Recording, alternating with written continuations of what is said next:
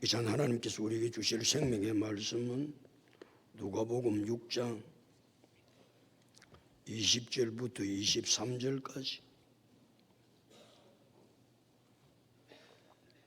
누가복음 6장 20절부터 23절까지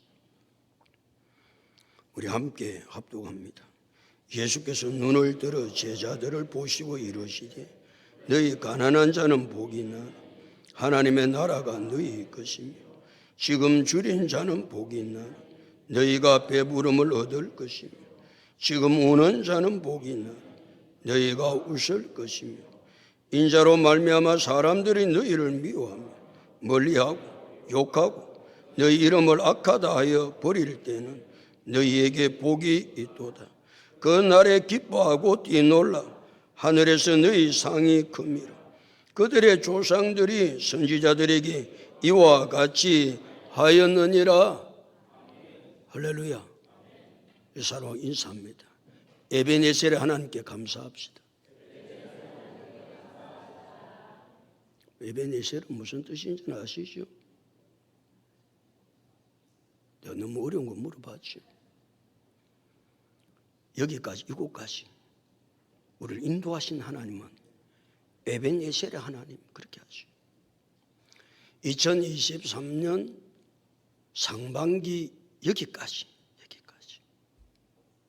오늘 예배를 드리게 하신 것은 에벤예셀 하나님의 전적인 은혜인 줄로 믿습니다. 오늘은 맥주 감사주일입니다. 맥주 감사주일은 2023년 상반기 동안 하나님께서 베푸르신 은혜를 감사하는 주일이 맥주 감사주일이에요.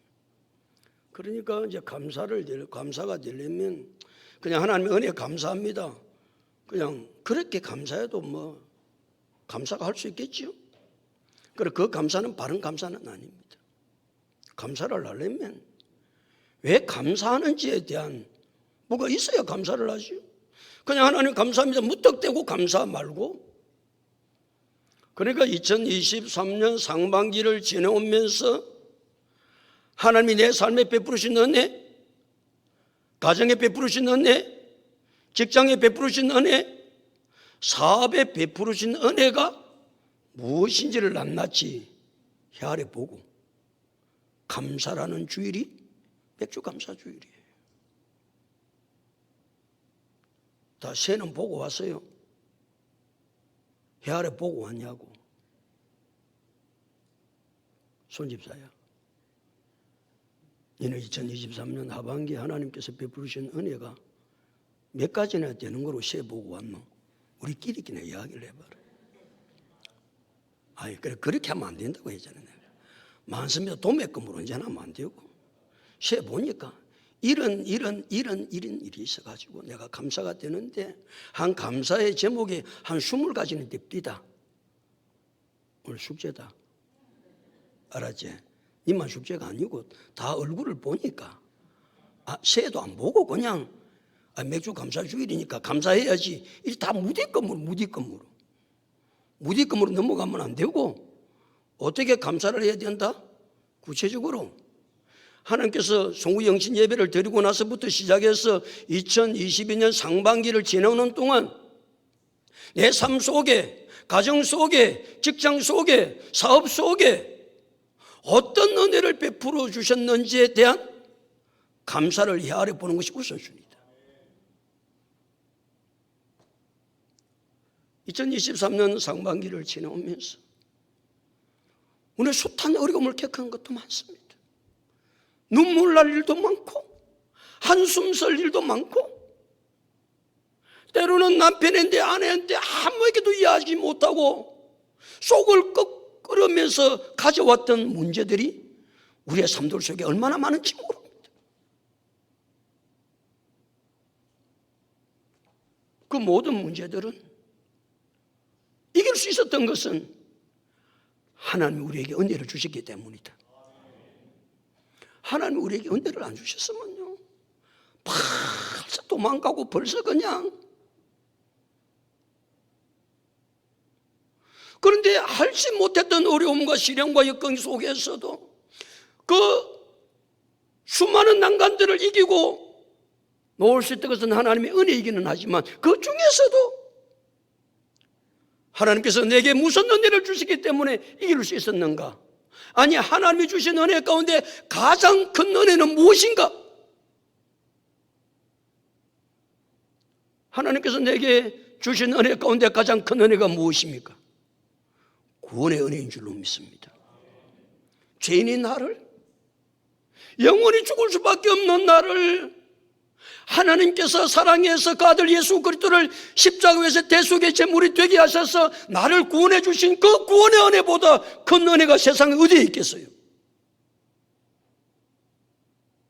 그러니까 우리 예수 믿는 사람은 하나님의 은혜가 없으면 살아올 수 없지만, 그러나 하나님께서 내게 베푸신 은혜 가운데 가장 큰 은혜는 무슨 은혜다? 구원의 은혜다. 아멘.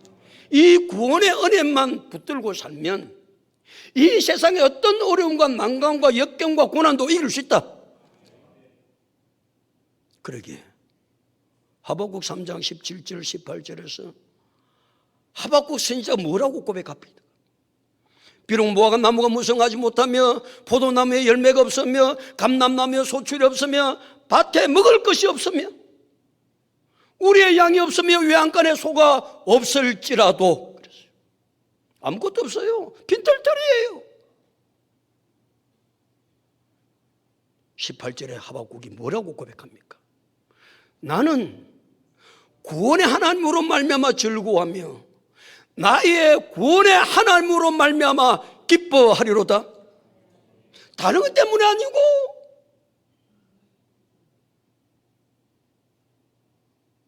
구원의 하나님, 나에게 구원을 베푸신 하나님의 은혜를 생각하면 힘들고 어려운 난관들이 내 삶 속에 수두룩하지만 즐거워하고 기뻐하고 그 모든 것을 뛰어넘어 이길 수 있는 것은 하나님이 우리에게 베푸신 구원의 은혜인 줄로 믿습니다. 이 은혜만 가지면 세상 사람들과는 비교할 수 없는, 너는 어떻게 그렇게 일도 많고 어려운 일도 많은데 역경도 많은데 어떻게 이기고 나와?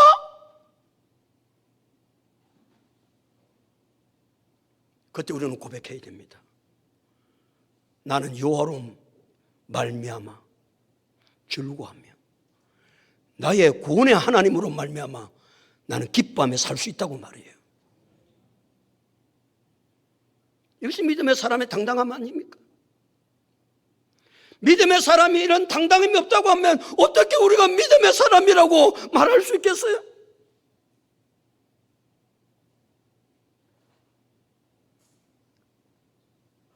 하나님 우리에게 수없는 은혜를 주셨죠. 헤아릴 수 없는 은혜를 주셨죠. 그러나 그 모든 은혜를 다 뛰어넘을 수 있는 은혜는 구원의 은혜인 줄로 믿습니다.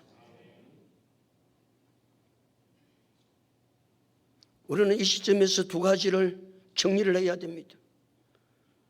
아까 손집사 내가 숙제 뭐 줬지? 뭐라고 하고 있노 지금? 내가 뭐 숙제 줬더냐고. 은혜를 세알에 보라고 숙제 안 줬냐. 니만 준 게 아니고 다 다음 시간에 물어볼 게 됩니까? 그러나 이 시점에서 2023년 상반기 동안 은혜를 주신 것이 무엇이 있는가를 헤아려 보는 작업을 하셔야 됩니다. 반드시 해야 됩니다. 그냥 뭉티껌으로 감사합니다 안 된다 그 말이에요. 구체적으로 두 번째 해야 될 일이 있습니다. 2023년 상반기는 은혜 가운데 살아왔지만 2020년 하반기 더 큰 은혜 가운데 살아야 될 줄로 믿습니다. 하나님, 2023년 상반기도 은혜 가운데 살았지만 2023년 하반기 더 은혜 가운데 살고 싶습니다. 그 은혜를 기대고 살아야 되지 않겠어요? 그 은혜를 사모하며 살아야 되지 않겠어요? 왜요? 시편 107편 9절에 그가 사모하는 영혼에게 만족을 주시며 줄인 영혼에게 좋은 것으로 채워주시기 때문인 줄로 믿습니다. 은혜를 사모하면 사모할수록 하나님 우리에게 은혜를 주신다는 거예요. 은혜를 사모하는 사모하지도 않는 자에게 무슨 은혜를 줘? 줘봐야 뭐예요? 은혜도 깨달지도 못하는데, 은혜를 깨달지도 못해. 하나님의 은혜를 깨달고 그저 하나님의 은혜라고 생각하는 사람은 다 겸손하죠. 겸손하죠. 왜? 내가 한 게 아무것도 없으니까. 하나님의 은혜로 되었으니까 다 겸손하죠. 더 놀라운 것은 하나님이 겸손한 자에게 더 큰 은혜를 주신다는 거 아니겠어요? 그래서 베드로전서 5장 5절 겸손으로 허리를 동이라. 겸손으로 허리를 동이라. 하나님은 교만한 자를 대적하시되 겸손한 자들에게는, 대답은 여러분 하라 그 말 아니에요. 내 혼자 하면 힘들잖아. 오해 가서 또 하부교회 가서 내가 권사들 임직 예배 또 설교하고 다 그렇게 해야 되는데 원래 못 가도록 하지 말고 내가 좀 대답 좀 해봐라. 다시 베드로전서 5장 5절 겸손으로 허리를 동이라. 하나님은 교만한 자를 대적하시되 겸손한 자들에게는 은혜를 주시느니라. 은혜를 주시느니라. 누구에게? 겸손한 자에게 은혜를 주세요. 그러니까 말이죠. 우리가 하나님의 더 큰 은혜를 2022년 하반기 동안에도 하나님께서 주실 줄로 기대하고 사모하면서 내가 겸손한 믿음으로 살아가면 하나님이 우리에게 더 큰 은혜를 반드시 주실 줄로 믿습니다. 그런 놀라운 2023년 하반기가 되어야 되지 않겠어요? 사랑하는 성도 여러분, 은혜 아닌 것이 어디에 있습니까? 모든 것을 생각해 보면 하나님의 은혜인 줄로 믿습니다. 그래서 사도 바울이 말이죠. 고린도전서 15장 10절에서 내가 나된 것은 하나님의 은혜로 된 것이다 그랬어요. 아무리 생각해 봐도 내가 나된 것은 하나님의 은혜로 된 것이다. 이제는 우리가 2023년 상반기에 하나님께서 베풀어 주신 모든 은혜를 감사하면서 우리 하나님의 은혜를 찬양하는 귀한 시간 될 수 있기를 소원합니다.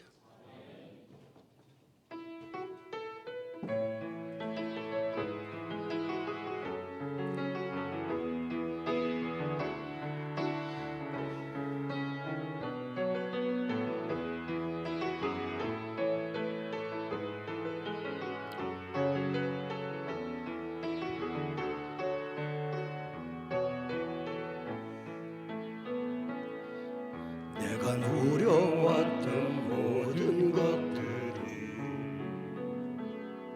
내가 지나왔던 모든 시간이, 내가 걸어왔던 모든 순간이 당연한 것 아니라 은혜였어. 아침 해가 뜨고 저녁에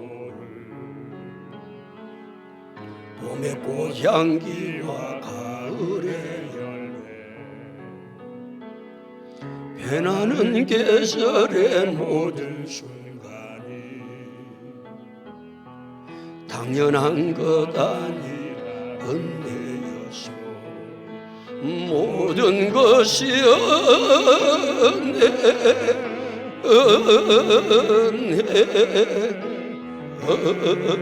은혜 한없는 은혜, 내 삶에 당연한 것 하나도 없었던 것을 모든 것이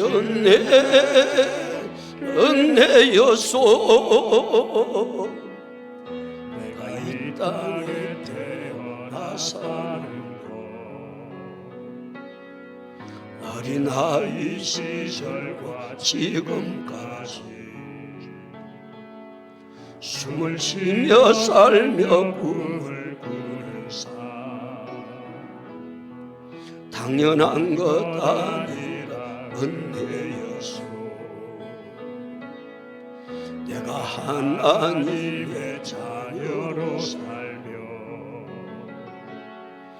오늘 찬양하고 예배하는 삶, 복음을 전할 수 있는 축복이 당연한 것 아니 은혜여소 모든 것 은혜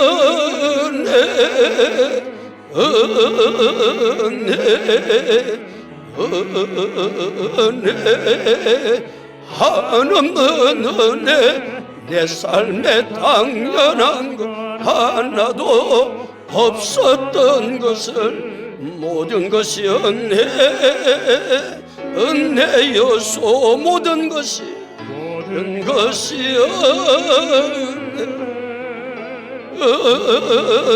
은혜 한없는 은혜 내 삶에 당연한 것 하나도 없었던 것을 모든 것이 은혜여소.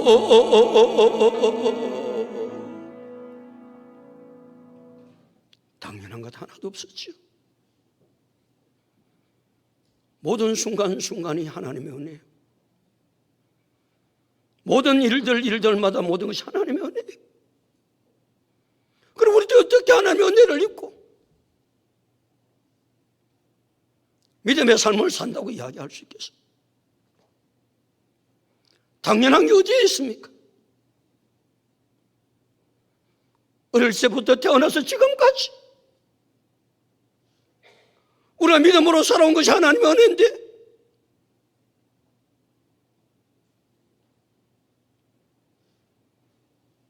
당연하다고 생각하고 하나님의 은혜도 잊어버리고 마음대로 살았던 우리의 허물과 죄악을 하나님 앞에 회개하고 모든 것이 하나님의 은혜였습니다. 고백하고 하나님께 감사하고 영광 돌릴 수 있는 우리 모두가 다 될 수 있기를 예수 그리스도 이름으로 축복합니다.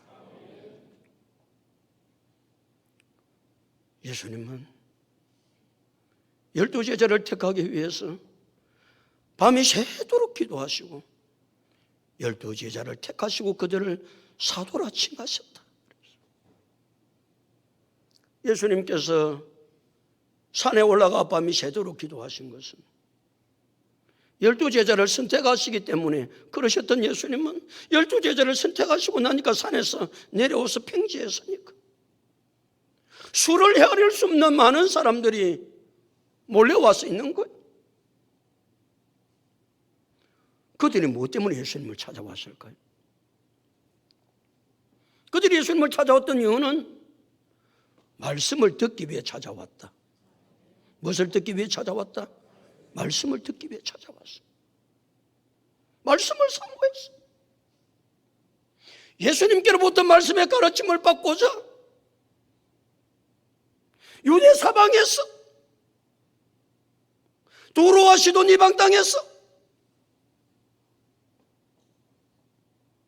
수많은 사람들이 예수님께 몰려왔습니다.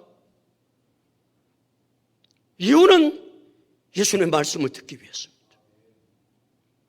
예수님의 말씀을 들어야, 가르침을 받아야 내가 어떻게 살지를 알지.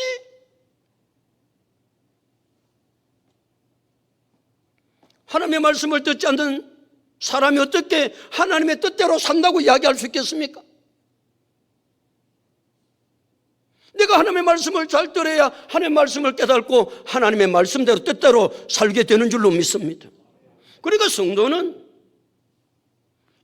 기본적으로 무엇을 사모해야 된다? 말씀을 사모해야 한다.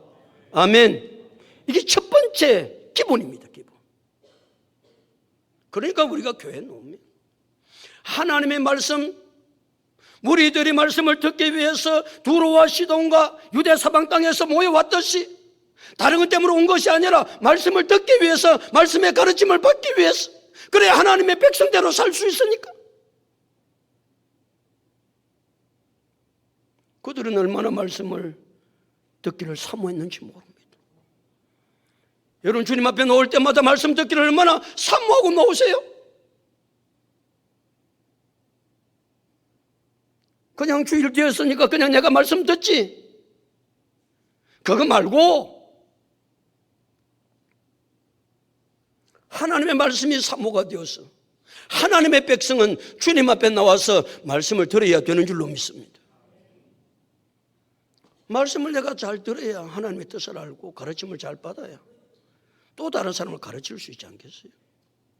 우리는 내가 말씀을 잘 들어야 되는 이유 가운데 하나는 내가 말씀을 들은 것으로 내 인생이 끝나는 것이 아니고 말씀 들은 내가 삶을 살 때에 또 다른 사람을 가르칠 수 있습니다. 말로도 가르칠 수 있고 무엇으로도 가르친다. 삶으로 가르친다.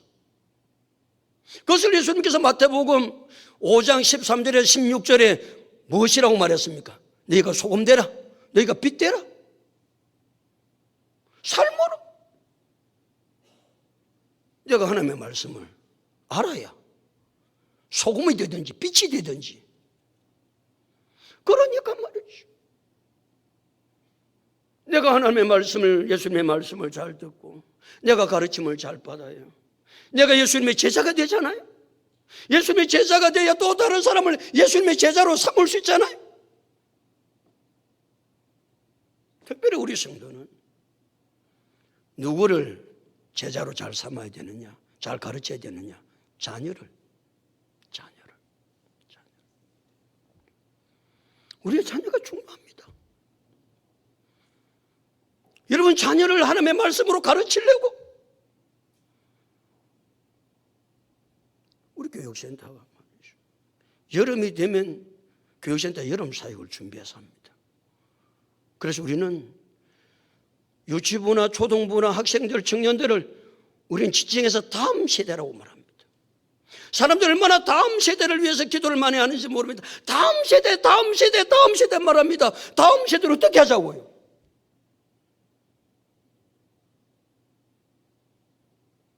다음 세대가 중요한 것은 다음 세대를 하나님의 말씀으로 잘 가르쳐서 저들 하나님의 거룩한 사람들로 이 땅에 거룩되기가 되어져서 주의 역사를 이루어가야 될 자녀가 되어야 되는 줄로 믿습니다. 그러게 말이죠. 우리는 우리의 자녀들. 그래서 이번에 교육센터 여름 사역을 하잖아요.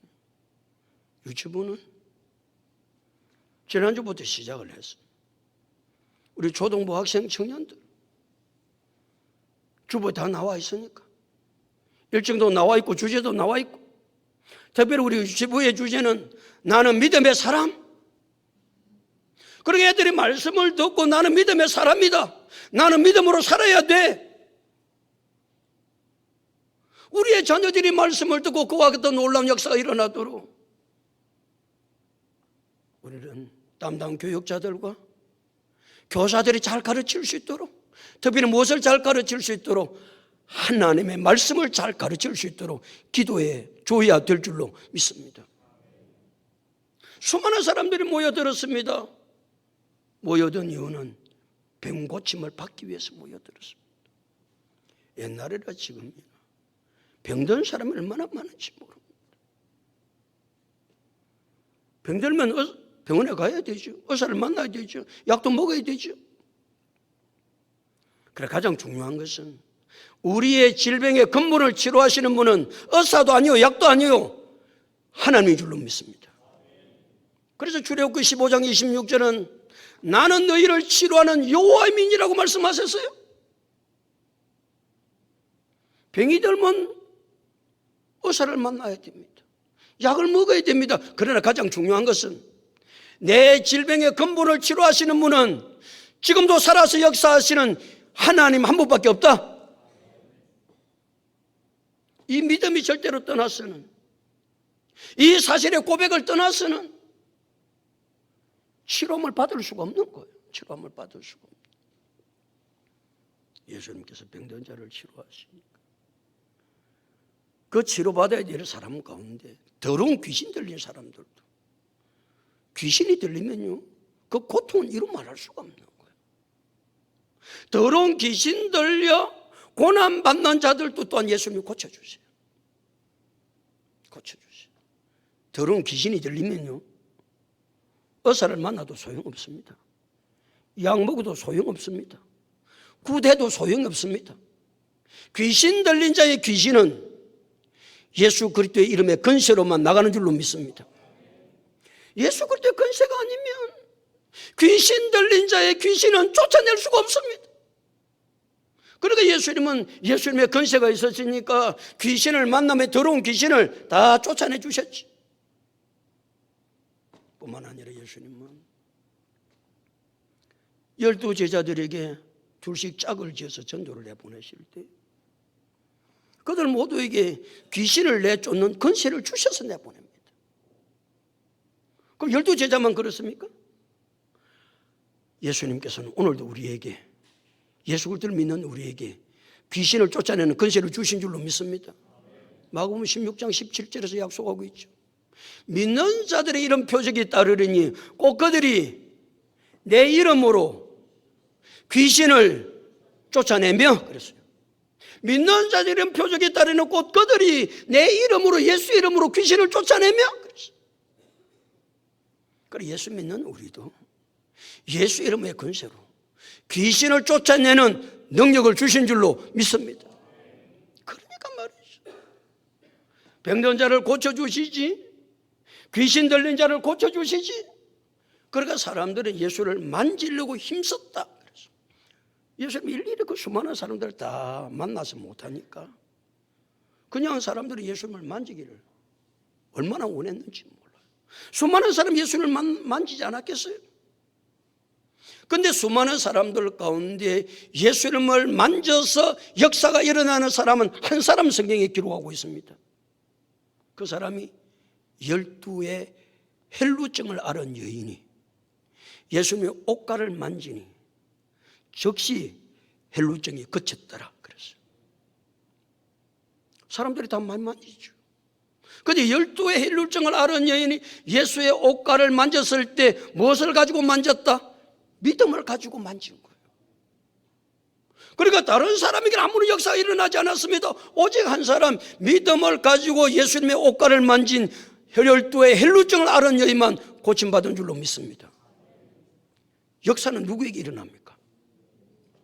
믿는 자에게 일어납니다. 할렐루야. 아무 역사가 일어나지 않습니다. 하나님 역사가 일어나면요, 신앙생활을 얼마나 신이 나는지 몰라. 야, 니 교회 오면 안 돼? 그래도요, 하나님의 역사를 경험한 사람은 아이고 안 됩니다. 내가 교회 가야 됩니다. 안 된다니까 오면. 아니 나는 간다니까. 무엇을 경험한 사람? 하나님의 역사를 경험하면 교회 오지 마라 문장 하나도 온다니까. 그럼 아무리 오라고 그래도 하나님의 역사를 경험하지 않는 사람은요, 아이고 빠질 일이 없나, 오늘 또 뭐 건덕지가 있어야 빠질 낀데. 여러분 말고, 그런 사람 한 둘이 있을 수 있어요. 건덕지를 가지고 이래서 빠지고 저래서 빠지고. 건수만 있으면 빠지죠. 건수만 있으면 빠져. 참 미안하죠. 그러니까 말이에요. 그 왜 그래요? 믿음을 가지고 하나님의 역사를 경험하지 못해서 그렇습니다. 믿음을 가지고 하나님의 일하심과 역사하심을 경험하면 나오지 말라고 그래도 교회 나와서 예배 드린다. 아멘 좀 크게 해봐라. 그렇지 않아요?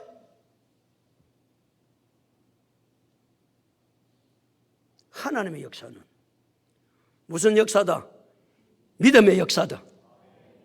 그러니까 얼마나 하나님 앞에 기도할 때마다 하나님 내 삶 속에 믿음을 주셔서 주님께서 원하시는 뜻들을 이루어갈 수 있도록 은혜를 주옵소서 늘 기도해야 될 줄로 믿습니다. 오늘 20절 말씀, 20절 다 같이 읽겠습니다. 시작.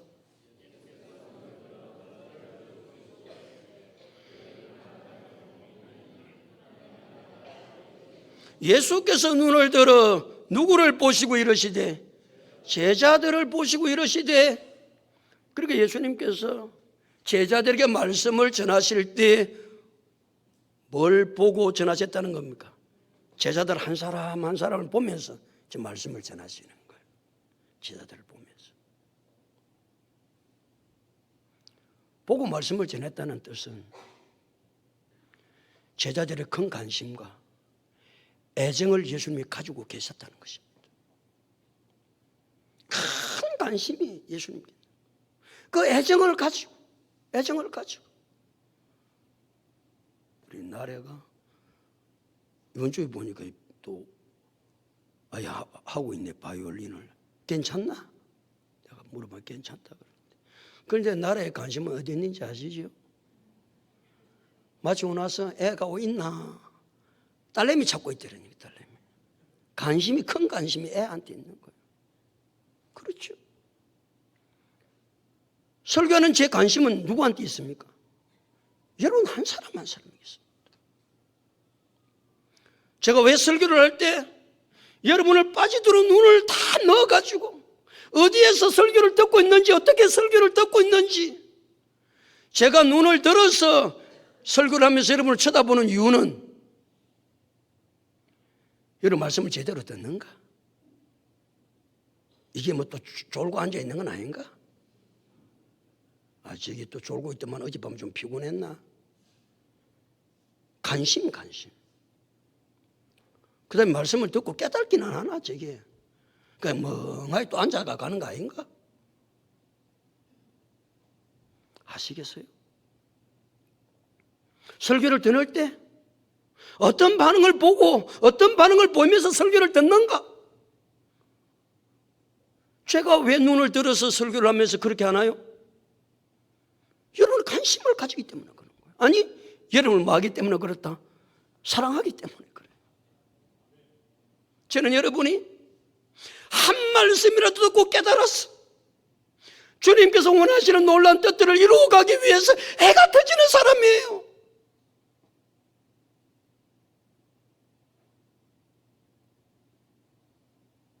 관심은 사랑입니다. 사랑이 없으면, 관심이 없으면 사랑이 없는 것이죠. 예수님께서는 제자들을 한 사람 한 사람 쳐다보시면서, 예수님께서 계속 설교를 하시면서 그들을 쳐다보았던 것은 깊은 관심과 애정을 가지셨기 때문이다. 예수님께서 그렇게 말씀을 전하고 계시죠. 예수님이 말씀을 전하시면서 무슨 말씀을 예수님이 제자들을 쳐다보면서 전했는가 다시 보십시오. 예수께서 눈을 들어 제자들을 보시고 이르시되, 다 같이 시작.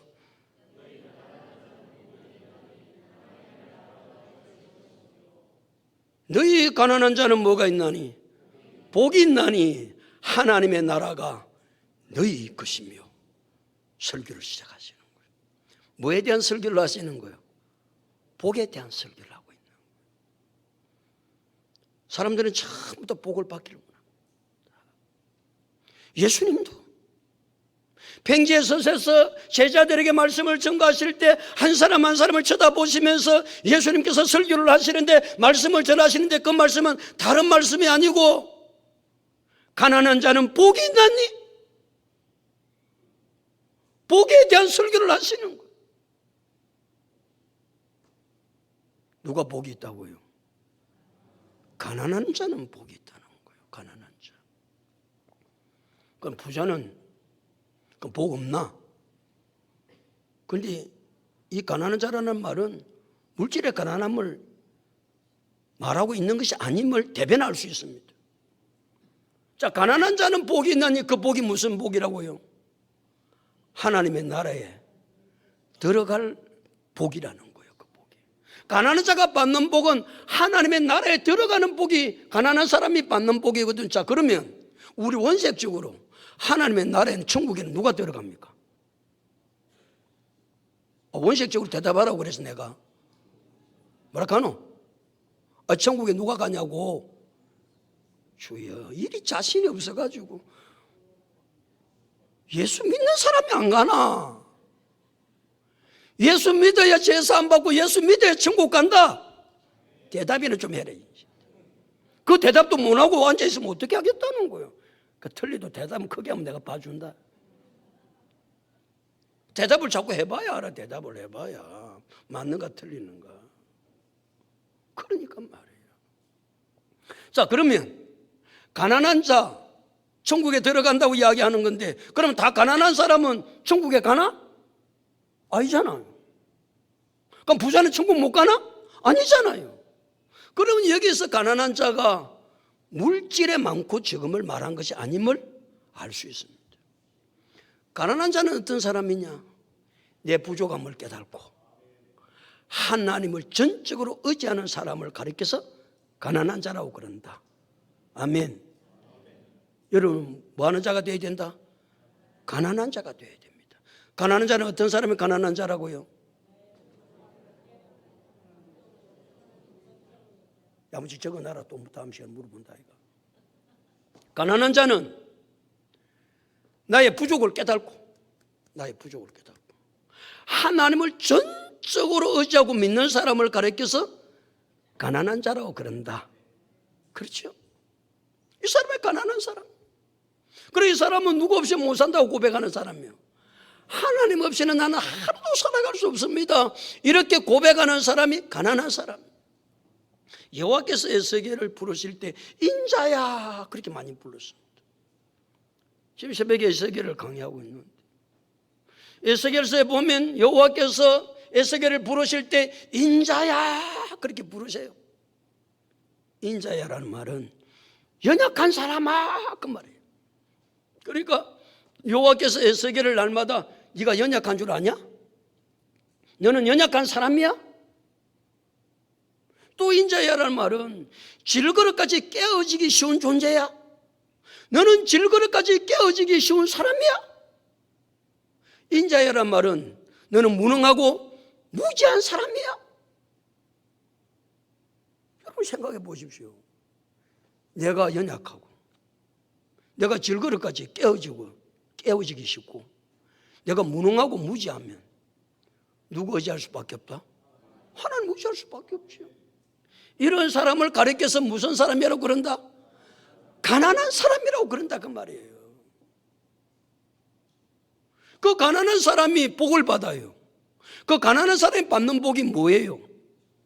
하나님의 나라를 받는 거예요. 소유하는 거예요. 하나님 나라에 들어가는 거예요. 하나님 나라는 어떤 나라입니까? 하나님이 다스리시고 통치하시는 나라가 하나님의 나라예요. 그 나라가 어떤 나라입니까? 천국이에요. 그 천국은 누가 소유한다는 겁니까? 가난한 사람이 소유한다는 겁니다. 마지막에 우리가 결론적으로 어디에 들어가야 최종적으로 승리한 사람입니다. 천국에 들어가야 최종적으로 승리한 사람이에요. 그때 저 사람 볼 때 천국에 갈 것 같았는데 가보기는 없는 거야. 김아무개. 아이고. 아니 천국에 같이 있어야 되는데 가가지고 천국에서 아이고 그래 그때 네가 우리 같이 베델교회에서 신앙생활 안 했나? 그래하고 막 덩실덩실 춤을 추고 그래야 되는데 아이고 그 악 없는 거라.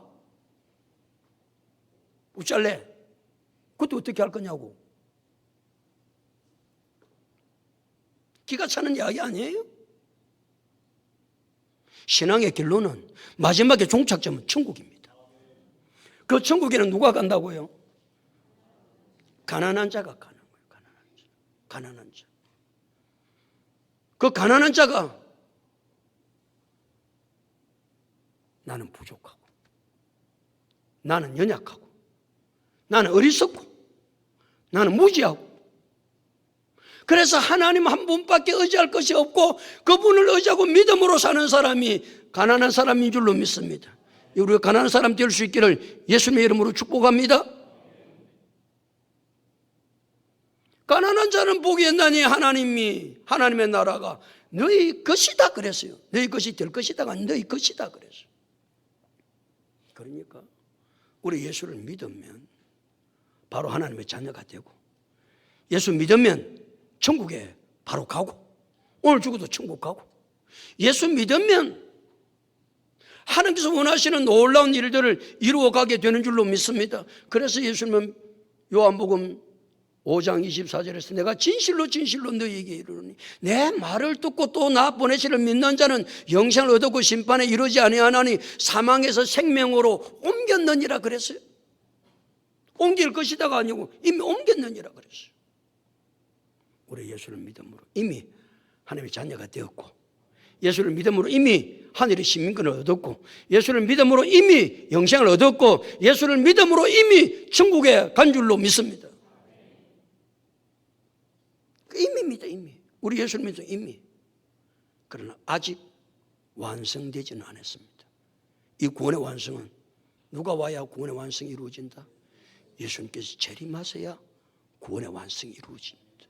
그래서 우리의 신앙은 이미와 아직의 중간 사이에 있는 삶이다. 그렇게 표현할 수 있습니다. 그러니까 우리는 때로는 내가 구원받아서 죄에서 구원받고 하나님의 자녀가 되었는데 내가 하나님의 자녀라고 그러는데 이게 무슨 하나님의 자녀의 삶인가?